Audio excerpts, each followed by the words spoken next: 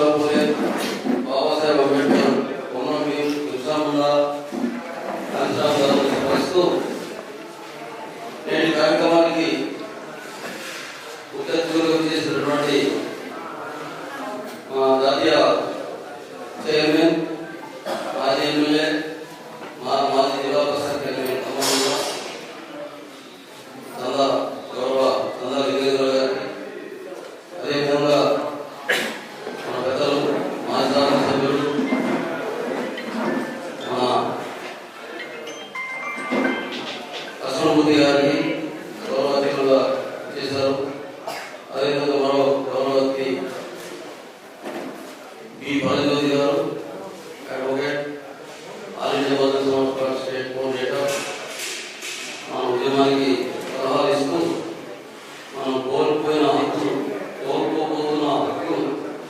దీన్ని ఎలా కాపాడుకోవాలి అనే దాని మీద మన సలహాలు సహకారం అందిస్తూ ఉద్యమానికి పెద్దటువంటి ఈ పరంజ్యోతి గారికి, అదేవిధంగా మన ఇంటలెక్చువల్ ఫోరం అంటే మేధావుల ఫోరం రాష్ట్ర కన్వీనర్ అయినటువంటి ప్రొఫెసర్ ఎన్ఐడి బాలు గారికి, అదేవిధంగా మన వేదిక ఉన్నటువంటి మన పెద్దలు, నా మిత్రులు, ఆ రోజు సెమినార్ కూడా విశాఖపట్నంలో వచ్చి ఆయన కార్యక్రమాన్ని పరిశీలించి మరి ఉద్యమం ముందుకు వెళ్ళడానికి కోసం సహకారం చేస్తానని చెప్పేసి ఆయన మాకు మాట ఇచ్చారు. మళ్ళీ ఈరోజు కార్యక్రమం కూడా వచ్చానికి మాత్రం ధన్యవాదాలు తెలియజేస్తున్నాం. అదేవిధంగా మా మాజీ ఎంపీ అధ్యక్షుడు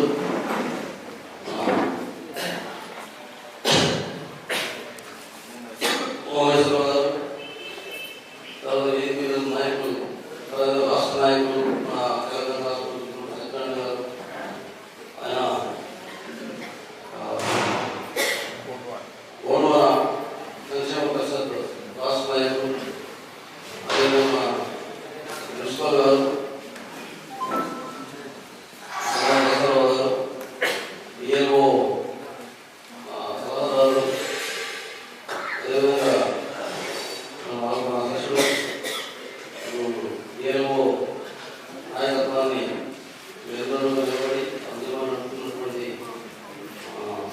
ఇంజనీర్ జయ గారు, మరటి మాధవ్యం గారికి, అదేవిధంగా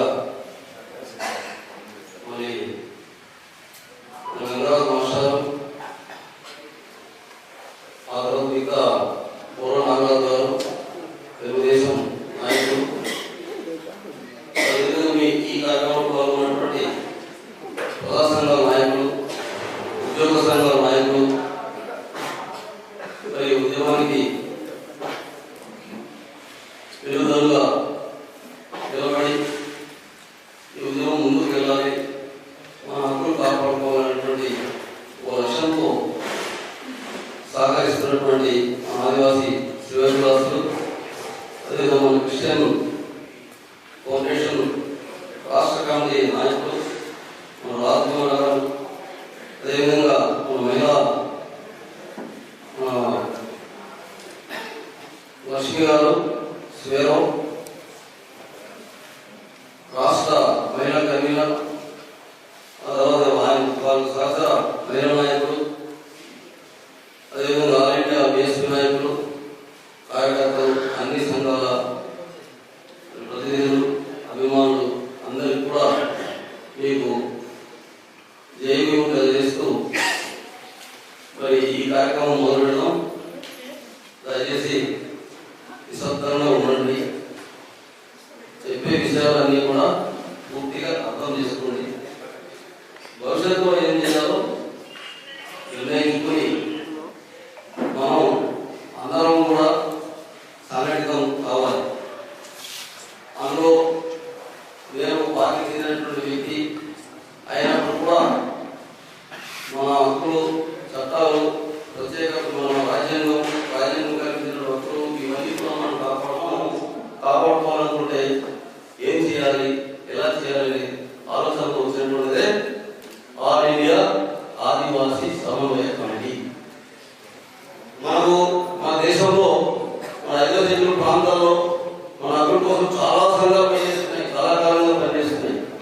కానీ వీళ్ళు ఎవరు వారుగా విడిపోయి పనిచేయడం వల్ల మన వరము సరిపోవట్లేదు.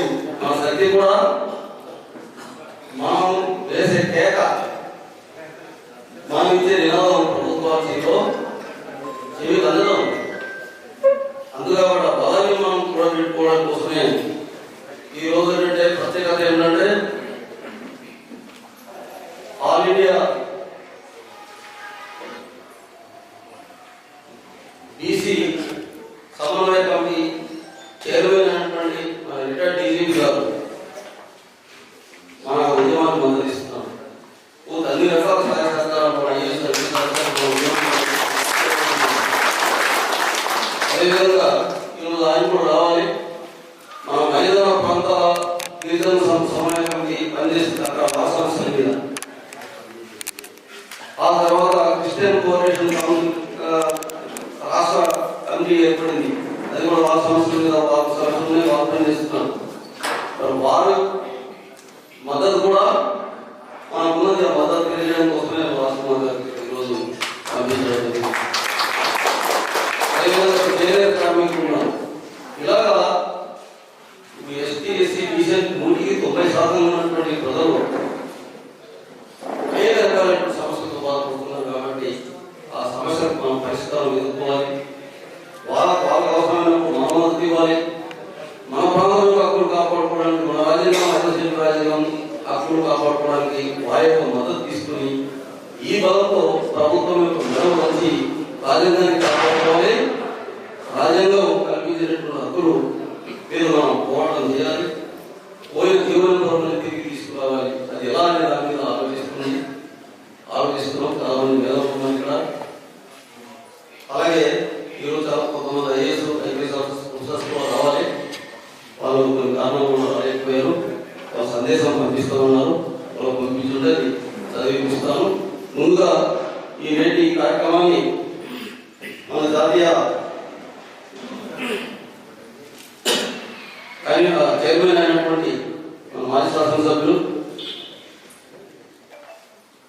ఆదివాసీ జాతీయ సమన్వయ కమిటీ చైర్మన్ అయిన మన పెద్దలు గౌరవనీయులు చంద్ర లింగేశ్వర గారి ఈ ఇనాగరేషన్ స్పీచ్తో ఈ కార్యక్రమాన్ని ప్రారంభిస్తారు. తర్వాత ఇప్పుడు మనం 1 గంట అయిపోయింది కాబట్టి అరగంటలో ముగించి మనం భోజనం చేసిన తర్వాత మళ్ళీ మన కార్యక్రమాన్ని పూర్తి చేసుకొని ఈరోజు ఆదివాసీ సమన్వయ కమిటీ రాష్ట్ర నాయకత్వాన్ని కూడా ఇక్కడ మనం ఎన్నుకుని వెళ్ళాలి. ఎందుకంటే ఎలక్ట్రల్ సభలో ఉండిపోకూడదు. ఇది ప్రెస్ మీట్ కోసం పెట్టినటువంటి కార్యక్రమం కాదు. ఏది ఉందో సోషల్ మీడియా కోసం, ఆ వార్త కోసం పెట్టిన సమావేశం కాదు.